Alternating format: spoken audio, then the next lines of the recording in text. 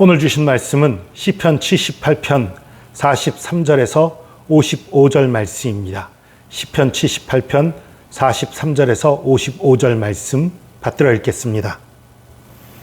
그때 하나님이 애굽에서 그의 표적들을 소환들에서 그의 징조들을 나타내사 그들의 강과 시내를 피로 변하여 그들로 마실 수 없게 하시며 쇠파리떼를 그들에게 보내어 그들을 물게 하시고 개구리를 보내어 해하게 하셨으며 그들의 토산물을 황충에게 주셨고 그들의 수고한 것을 메뚜기에게 주셨으며 그들의 포도나무를 우박으로 그들의 뽕나무를 서리로 죽이셨으며 그들의 가축을 우박에 그들의 양떼를 번갯불에 넘기셨으며 그의 맹렬한 노여움과 진노와 분노와 고난 곧 재앙의 천사들을 그들에게 내려보내셨으며 그는 진노로 길을 닦으사 그들의 목숨이 죽음을 면하지 못하게 하시고 그들의 생명을 전염병에 붙이셨으며 애굽에서 모든 장자 곧 함의 장막에 있는 그들의 기력이 처음 것을 치셨으나 그가 자기 백성은 양같이 인도하여 내시고 광야에서 양떼같이 지도하셨도다. 그들을 안전히 인도하시니 그들은 두려움이 없었으나 그들의 원수는 바다에 빠졌도다.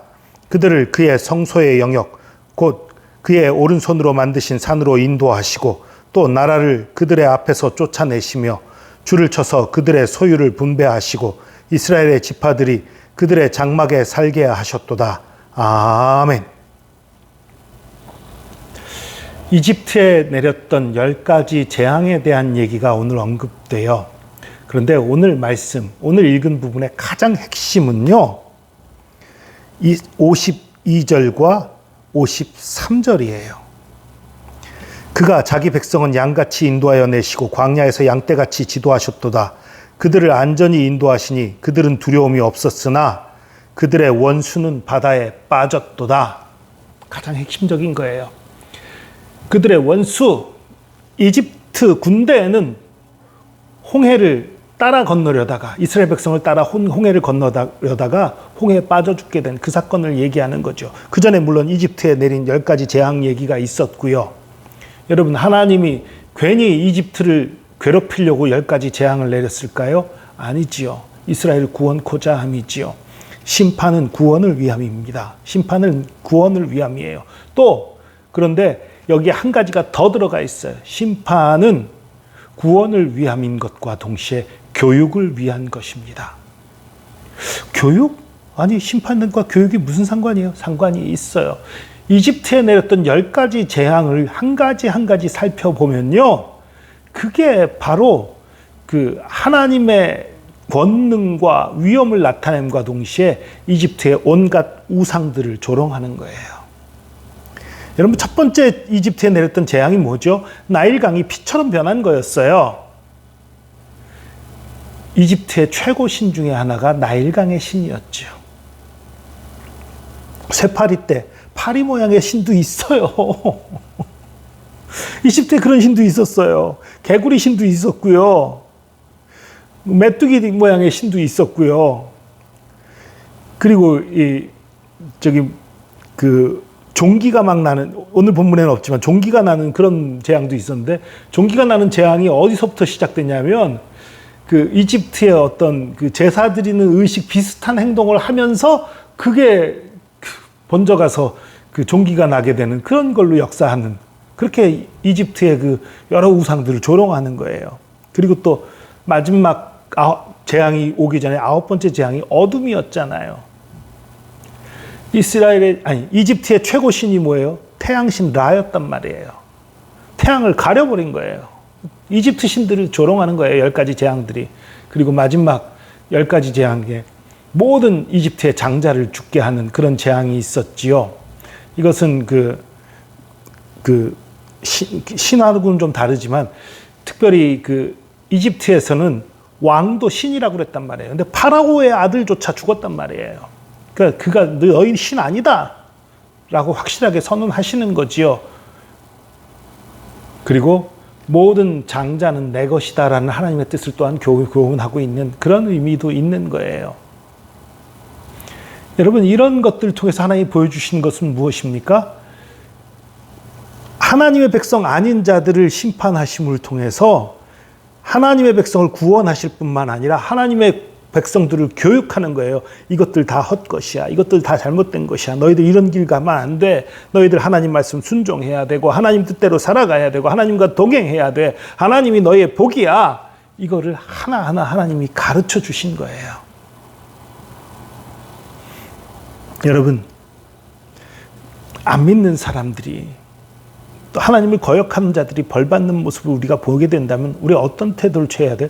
꼴 좋다. 하나님 안 믿더니 하나님 거역하더니 꼴 좋다. 이래야 되나요? 아니에요. 거기서 우리는 경계를 얻어야 되는 거예요.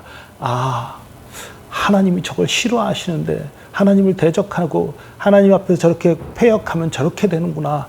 나도 나의 삶을 조심해야지. 나의 입술을 조심해야지. 나의 행동을 조심해야지. 내가 주님 뜻대로 살아가야지. 주님을 향한 열심을 내야지. 이렇게 교훈받고 우리의 삶이 바뀌기를 원하시는 거예요. 전에 그런 얘기를 한번 신학교 때 들은 적이 있어요. 한 교수님이 독일에 유학할 때 얘기를 해주더라고요. 독일 사람들이 요즘 얘기가 아니에요. 오래전 얘기예요. 자녀들이 떼 쓰는 거에 대해서 가차 없다는 거예요. 한 마트에 갔는데 한 아이가 그냥 엄마인지 아빠인지 막 때를 쓰는 거예요. 저거 사달라고 막 때를 쓰니까 가차 없이 마트에서 때리더래요. 한 학생이 질문했어요. 교수님 어떻게 하셨어요? 그랬더니 교수님 아이가 뗐을 때 어떻게 하셨어요? 그랬더니 이렇게 대답을 한 거예요. 적어보라고 그랬다고. 자신의 아이를 때리거나 그러진 않고 떼쓰다가 맞는 아이를 가르쳐 보면서 적어보라고 그렇게 얘기를 했었다는 거예요. 아이 때리지도 않고 아이가 교훈은 받게 했었다는 그런 얘기를 했던 것을 들어본 기억이 나는데요. 여러분, 하나님 그거예요. 하나님을 거역하는 자들에게 주는 재앙은요, 적어보라고 말씀하시는 거예요. 우리가 그것들을 볼 때에 쟤들은 하나님 안 믿으니까 아니요, 그렇게 생각할 게 아니라 저게 옳지 않은 거구나, 저게 잘못된 것이구나, 그렇게 깨달으면서 우리의 삶을, 우리의 생각을 바로 하고 주님께 충성하고 주님께 영광 돌려야 하는 것입니다. 우리 하나님은 우리를 직접 혼내는 거 별로 안 좋아하세요. 그러나 정 말 안 들으면 우리 직접 혼내시기도 하죠. 그건 내일 말씀에서 또 나눌 것입니다. 그러나 여러분 기억하십시오. 다른 사람들이 재앙을 겪는 것들, 혼나는 거 볼 때 하나님의 위대하심을 생각하고 하나님의 능력을 생각하고 또 하나님 앞에서 스스로 교훈받는 그런 저와 여러분, 그래서 정말 하나님 앞에 바르게 살아가는 저와 여러분 되기를 축복합니다. 기도하겠습니다.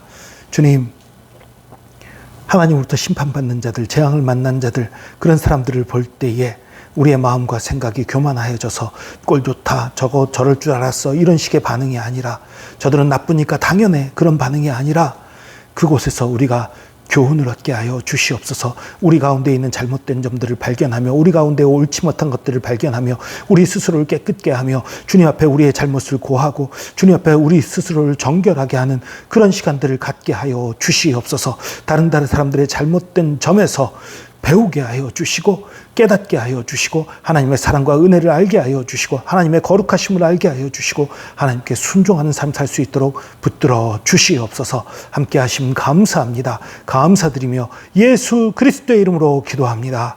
아멘.